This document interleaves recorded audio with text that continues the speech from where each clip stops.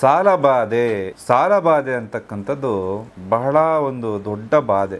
ಅದರಲ್ಲಿ ಕೊಟ್ಟವನು ಕೋಡಂಗಿ ಈಸ್ಕೊಂಡವನು ವೀರಭದ್ರ ಅಂತ ಹೇಳುವಂತ ಮಾತಿದೆ. ಹಾಗೆ ಸಾಲ ರಿಕವರ್ ಆಗಲಿಕ್ಕೆ, ಕೊಟ್ಟ ದುಡ್ಡು ವಾಪಸ್ ಬರಲಿಕ್ಕೆ ನಾನಾ ರೀತಿಯ ಪ್ರಯತ್ನ, ಎಷ್ಟೋ ದೇವರಿಗೆ ಕೈ ಮುಗಿದಿರ್ತೇವೆ. ಆ ದುಡ್ಡು ಒಮ್ಮೆ ವಾಪಸ್ ಬರಲಿ, ಒಂದಿಷ್ಟು ನಿನ್ನ ಹುಂಡಿಗೆ ಹಾಕ್ಬಿಡ್ತೀನಿ, ನನ್ನ ಕಷ್ಟ ಪರಿಹಾರ ಆಗಲಿ. ಯಾಕಂದರೆ ಸಾಲವನ್ನು ತಗೊಳ್ಬೇಕಾದ್ರೆ ನಾನಾ ರೀತಿಯ ಕಷ್ಟಗಳು ಆಗ್ತಾ ಇಲ್ಲ, ಏನೋ ಒಂದು ನಿಮ್ಮ ಕರಳು ಚುರ್ರು ಅನ್ನೋ ರೀತಿಯಲ್ಲಿ ನಾನಾ ರೀತಿಯ ಕಷ್ಟಗಳನ್ನು ನಿಮ್ಮ ಹತ್ರ ಹೇಳಿಕೊಂಡು ದುಡ್ಡನ್ನು ತೆಗೆದುಕೊಂಡಿರ್ತಾರೆ. ಅದರಲ್ಲೂ ಕೂಡ ಮುಖ್ಯವಾಗಿ ಹೆಣ್ಣು ಮಕ್ಕಳ ಬಳಿ ನಾನಾ ರೀತಿಯ ಕಷ್ಟಗಳನ್ನು ಹೇಳಿ ಸಾಲವನ್ನು ತೆಗೆದುಕೊಂಡಿರ್ತಾರೆ. ಇನ್ನೂ ಕೆಲವರು ಮನೆಯಲ್ಲಿ ಗೊತ್ತಿಲ್ಲದ ರೀತಿಯಲ್ಲಿ ತಮ್ಮ ಒಡವೆ ವಿಚಾರಗಳು ಎಲ್ಲ ಏನಿರುತ್ತೋ ಮನೆಯಲ್ಲಿ ಯಾರಿಗೂ ಗೊತ್ತಿಲ್ಲದಂಗೆ ಹೊರಗಡೆ ದುಡ್ಡನ್ನು ಕೊಟ್ಬಿಟ್ಟಿರ್ತಾರೆ. ಈಗ ನಿಮ್ಮ ನಂಬಿಕೆ ಮೇಲೆ ಆ ದುಡ್ಡು ವಾಪಸ್ ಬರುತ್ತೆ ಅಂತ ಹೇಳಿ ಕೊಟ್ಟಿರ್ತೇವೆ, ಆದರೆ ಏನು ಮಾಡಿದ್ರೂ ಕೂಡ ಆ ದುಡ್ಡು ಹಿಂತಿರುಗಿ ಬರ್ತಾ ಇರುವುದಿಲ್ಲ.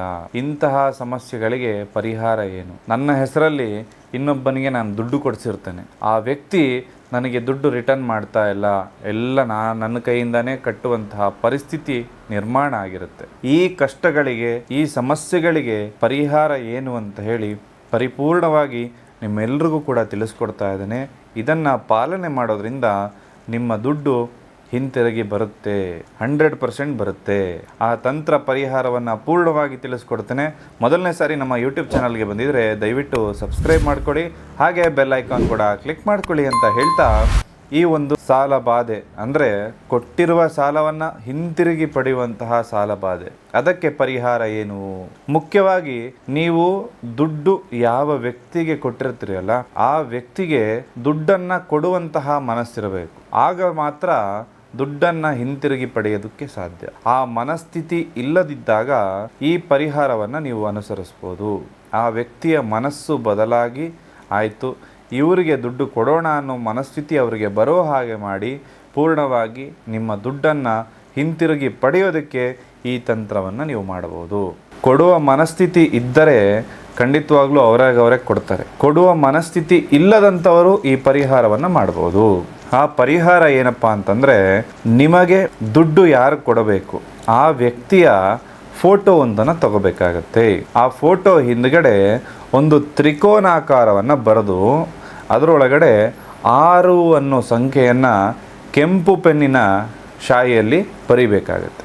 ಅಂದರೆ ಕೆಂಪು ಶಾಯಿಯಲ್ಲಿ ತ್ರಿಕೋನವನ್ನು ಬರೆದು 6 ಬರಿಬೇಕಾಗತ್ತೆ. ಜೊತೆಗೆ ಕೆಂಪು ಶಾಯಿಯಿಂದ ಅವರ ಹೆಸರನ್ನು ಕೂಡ ಆ ಫೋಟೋದ ಹಿಂದೆ ಬರಿಬೇಕಾಗುತ್ತೆ. ತ್ರಿಕೋನ ಬರೆದು ಅದರೊಳಗಡೆ 6 ಬರೆದು ಕೆಳಗಡೆ ಆ ವ್ಯಕ್ತಿಯ ಹೆಸರನ್ನು ನೀವು ಬರಿಬೇಕಾಗತ್ತೆ. ಈ ರೀತಿ ಬರೆದ ನಂತರದಲ್ಲಿ 5 ಲವಂಗ, 5 ಬೆಳ್ಳುಳ್ಳಿ, ಈ ಎಸಳುಗಳನ್ನು ಈ ಫೋಟೋ ಜೊತೆ ಇಟ್ಟು ಒಂದು ಬಿಳಿ ಹಾಳೆಯಲ್ಲಿ ಈ ಎಲ್ಲ ವಸ್ತುಗಳನ್ನು, ಫೋಟೋ, ಬೆಳ್ಳುಳ್ಳಿ ಹಾಗೂ ಲವಂಗವನ್ನು ಕಟ್ಟಬೇಕಾಗತ್ತೆ. ಯಾವುದೇ ರೀತಿಯಾಗಿ ಪ್ಯಾಕ್ ಮಾಡಿಕೊಳ್ಳಿ.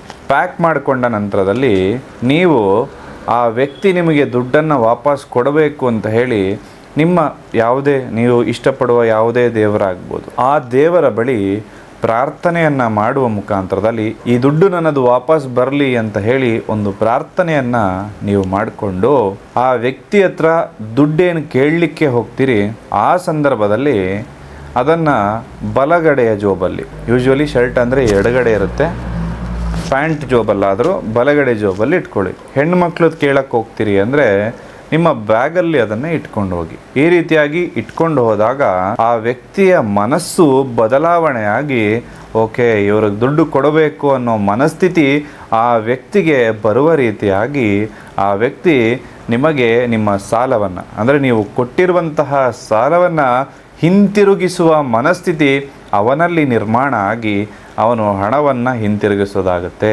ಈ ತಂತ್ರವನ್ನು ಯಾವತ್ತು ಮಾಡಬೇಕು ಅಂದರೆ ಶುಕ್ರವಾರದ ದಿನ ಮಾತ್ರ ಮಾಡಬೇಕು. ಶುಕ್ರವಾರದ ದಿನ ಇದನ್ನು ಬರೆದಿಟ್ಟುಕೊಳ್ಳಿ. ಒಂದೇ ಸರಿಗೆ ದುಡ್ಡು ಬರೋದಿಲ್ಲ.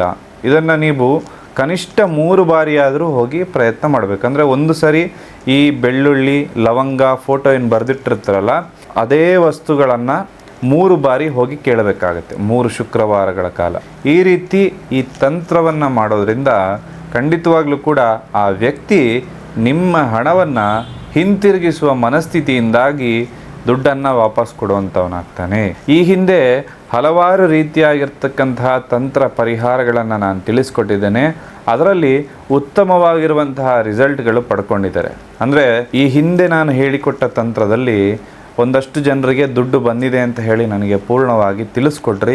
ಹಾಗಾಗಿ ಈ ದುಡ್ಡು ಕೊಟ್ಟಿರುವಂತಹ ವ್ಯಕ್ತಿಗಳು ಯಾರಿಗೆ ದುಡ್ಡು ವಾಪಸ್ ನಮಗೆ ರಿಟರ್ನ್ ಮಾಡುವಂತಹ ಮನಸ್ಥಿತಿ ಇರಲ್ಲ, ಮೋಸ ಮಾಡುವಂತಹ ಮನಸ್ಥಿತಿ ಇರುತ್ತಲ್ಲ, ಅಂತಹ ವ್ಯಕ್ತಿಗಳ ಮನಸ್ಥಿತಿ ಬದಲಾಗೋದಕ್ಕೆ ಈ ತಂತ್ರ ಪರಿಹಾರವನ್ನು ನೀವು ಮಾಡಬಹುದು. ಇದರಿಂದ ಕೂಡ ನಿಮಗೆ ಉತ್ತಮವಾಗಿರುವಂತಹ ರಿಸಲ್ಟ್ ಅನ್ನೋದು ಪ್ರಾಪ್ತಿಯಾಗುತ್ತೆ. ಇದೇ ರೀತಿಯಾಗಿರ್ತಕ್ಕಂತಹ ಇನ್ನಷ್ಟು ತಂತ್ರ ಪರಿಹಾರಗಳ ಬಗ್ಗೆ ಮಾಹಿತಿಗಾಗಿ ನಮ್ಮ ಚಾನಲನ್ನು ಸಬ್ಸ್ಕ್ರೈಬ್ ಮಾಡ್ಕೊಳ್ಳಿ. ಇನ್ನಷ್ಟು ಎಲ್ಲ ವಿಚಾರ, ಆರೋಗ್ಯ, ವ್ಯವಹಾರ, ವ್ಯಾಪಾರ ಕುರಿತಾಗಿ ಹೆಚ್ಚಿನ ಮಾಹಿತಿಯನ್ನು ಮುಂದಿನ ದಿನಗಳಲ್ಲಿ ನಿಮಗೆ ತಿಳಿಸ್ಕೊಡ್ತೇನೆ. ಎಲ್ಲರಿಗೂ ಶುಭವಾಗಲಿ.